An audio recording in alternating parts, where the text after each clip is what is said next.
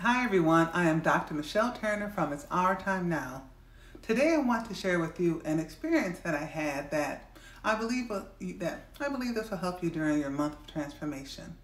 So before this pandemic began, I was an instructor at a local university.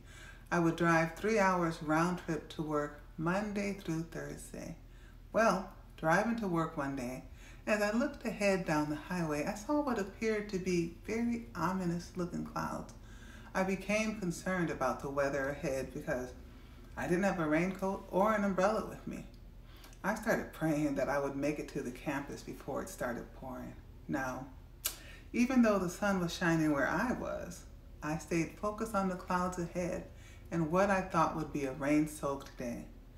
So as I continued along the highway, eventually I reached those dark, ominous clouds and drove under them.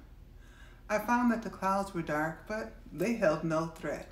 The clouds not only held no threat, but they were big, puffy, individual clouds, and in between each of the clouds, the sun shone brightly. When I reached the clouds and began driving under the clouds, the sun wasn't blocked out at all. How many times in life are we in situations that look ominous and we are dreading what we think is ahead? We may not feel that we are prepared for what is coming and may even feel somewhat fearful. But when the time arrives, we find out that it wasn't like we thought at all. You may even feel that you wasted your time worrying about it, like I did, because it turned out nothing like you thought. The Bible says in Philippians 4:6 to be anxious for nothing. That would apply to everything in our lives. We are not to look ahead in the future in dread because of what we think is going to happen. Now, this isn't to say that we shouldn't prepare for the future or plan, but that we should not spend our time worrying about it.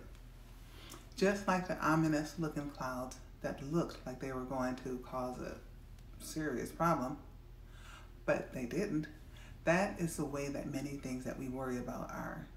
They just look bad, but when you get to them, they are not as you think it is, and something that you spent that time dreading.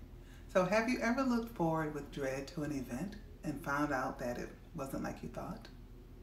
How can you take that experience and apply it to your life? Something to think about.